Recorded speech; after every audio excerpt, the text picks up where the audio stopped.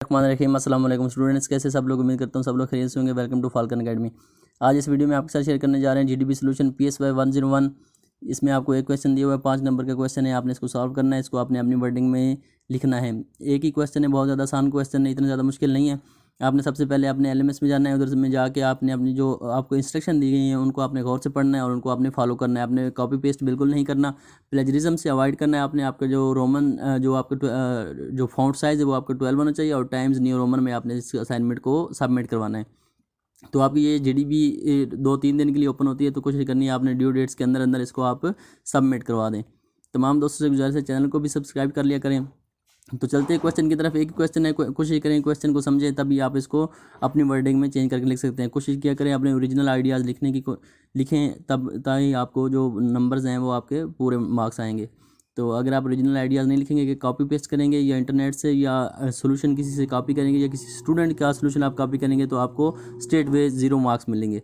तो अगर आप अच्छे नंबर हासिल करना चाहते हैं तो आपको ने इसी कंसेप्ट को अपनी वर्डिंग में ट्रांसलेट करके लिखना है। तो चलते हैं क्वेश्चन की तरफ। क्वेश्चन है जी, एडलर, ये एडलर है।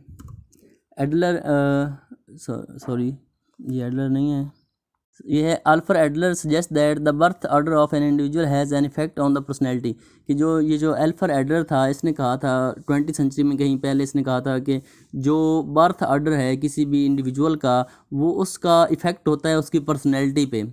उसका मतलब ये था कि जब एक ही जो वालदैन हैं उनके जो बच्चे पैदा होते हैं, तो उनमें जो बर्थ ऑर्डर होता है, जो पहले नंबर पे पैदा होता है उसकी पर्सनैलिटी और होगी, जो दूसरे नंबर पे पैदा होता है उसकी पर्सनैलिटी और होगी, जो तीसरे नंबर पे पैदा होता है उसकी पर्सनैलिटी और होगी। उसके मुताबिक, एडलर के मुताबिक, जो इंडिविजुअल का बर्थ ऑर्डर था, जो बर्थ की तरतीब थी, उसका उसकी पर्सनैलिटी पे बड़ा गहरा असर होता है। ये एडलर ने कहा था। आपसे वो ये पूछ रहा है कि do you agree with Adler, कि आप एडलर के साथ एग्री करते हैं या नहीं करते। आपने इसको जस्टिफाई करना है लॉजिक के साथ। आप दोनों सूरतों में क्वेश्चन को लेके जा सकते हैं। जब आपसे वो आपकी राय मांगते हैं तो फिर आपके पास ऑप्शन होता है कि आप उसको एग्री भी करें, लेकिन जो भी आपने करना है, चाहे आप एग्री करते हैं या आप डिसएग्री करते हैं, तो आपने उसको लॉजिक के साथ डिफेंड भी करना है।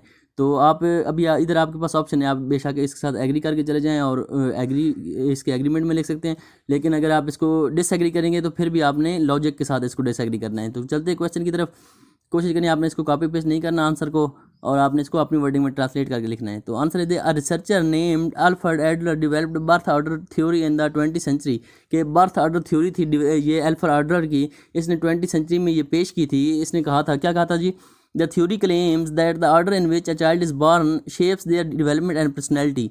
कि इस थ्योरी के मुताबिक कि जो बच्चे पैदा होते हैं उनका जो बर्थ ऑर्डर है वो शेप करता है, वो डिसाइड करता है कि उनकी पर्सनैलिटी किस तरह डेवलप होगी, या उसकी मतलब ये है कि जो बर्थ ऑर्डर है उसका बच्चों की पर्सनैलिटी पे बहुत गहरा असर होता है और वो ही बच्चों की पर्सनैलिटी को शेप करने में मदद करता है। ये इस थ्योरी के मुताबिक, इस थ्योरी ने ये कहा था, 20वीं सेंचुरी की ये थ्योरी है अल्फ्रेड एडलर की।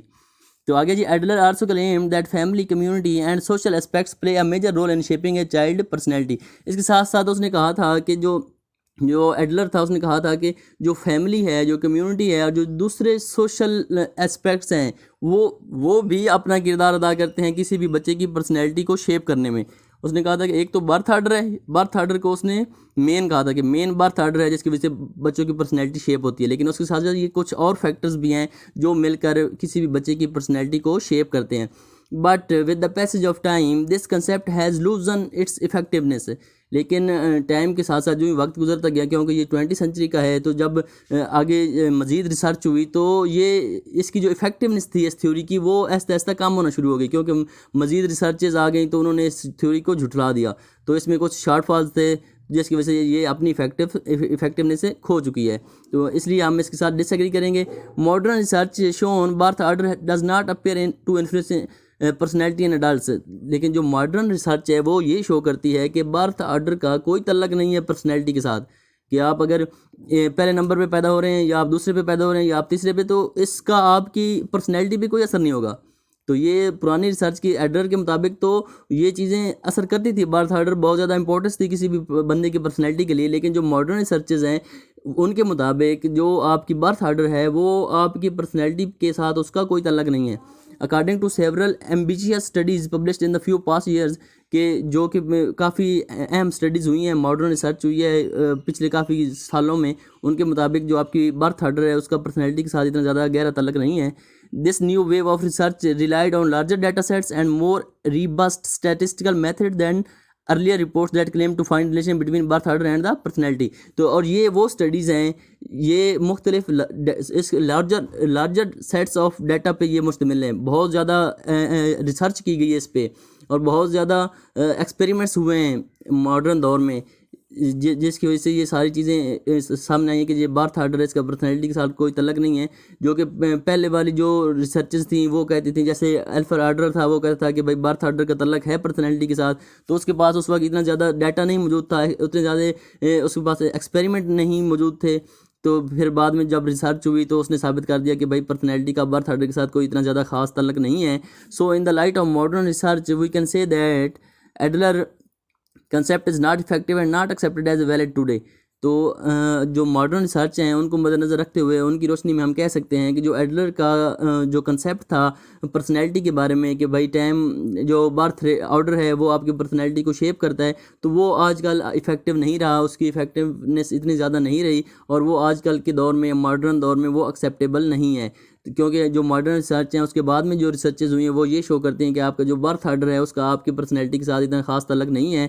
तो हम जो मॉडर्न रिसर्चेज हैं उन पे रिलाई करते हुए हम एडलर के साथ डिसएग्री करते हैं कि भाई ये एडलर की जो मानना था वो इतना ज़्यादा वैलिड नहीं है आजकल के दौर में।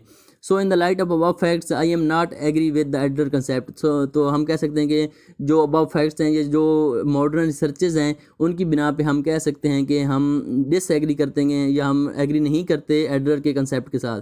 तो एक तरह का तो ये सोल्यूशन बन सकता है, इसको आप अपनी वर्डिंग में ट्रांसलेट करके लिख सकते हैं कि भाई पहले जो 20वीं सेंचुरी में जो अल्फ्रेड एडलर था उसने कहा था कि जो आपका बर्थ ऑर्डर है वो आपकी पर्सनैलिटी को शेप करता है, लेकिन जब जो टाइम बढ़ता गया और बाद में दोबारा स्टडीज़ हुई, दोबारा रिसर्चेज हुई, तो उन रिसर्चेज ने दोबारा शो कर दिया कि भाई आपका जो बर्थ ऑर्डर है उसका तल्लक नहीं है पर्सनैलिटी के साथ। तो आप इस तरह जो एडलर का कंसेप्ट है आप उसके साथ डिसएग्री कर सकते हैं कि वो पुराना कंसेप्ट था, क्योंकि अब नए कंसेप्ट मार्केट में आ चुके हैं। तो जैसे जैसे दुनिया आगे बढ़ रही है तो रिसर्च भी बढ़ रही है, तो जैसे जैसे क्योंकि साइंस जो होती है उसमें तब्दीली का इम्कान रहता है, आगे जाके कुछ कंसेप्ट झूठे हो जाते हैं, कुछ कंसेप्ट नए पैदा हो जाते हैं, तो ये सलसल चलता रहता है। तो आप उस दौर में तो 20वीं सेंचुरी में जब ये कंसेप्ट पेश किया गया था हो सकता है उस वक्त इसकी इंपॉर्टेंस हो बहुत ज़्यादा, क्योंकि उस वक्त इतनी ज़्यादा एडवांसमेंट नहीं थी। लेकिन जब जब आप मॉडर्न दौर की तरफ आ गए और आपकी जो रिसर्चेज है वो बढ़ गई, तो आपको पता चल गया कि आपके इस तरह इन रिसर्चेज की रोशनी में आप जो एडलर है उसके कंसेप्ट को आप डिसएग्री कर सकते हैं। तो ये एक तरह का, अगर आप इसको एग्री करना चाहें तो आप इसके साथ एग्री भी कर सकते हैं। उसके जो लॉजिक्स हैं वो अलग से लॉजिक होंगे, उनको भी आप इंटरनेट से देखकर अपनी वर्डिंग में ट्रांसलेट करके लिख सकते हैं। अगर आपको कोई क्वेश्चन हो तो कमेंट सेक्शन में ज़रूर पूछा करें। अपना ख्याल रखिएगा। अल्लाह हाफिज़।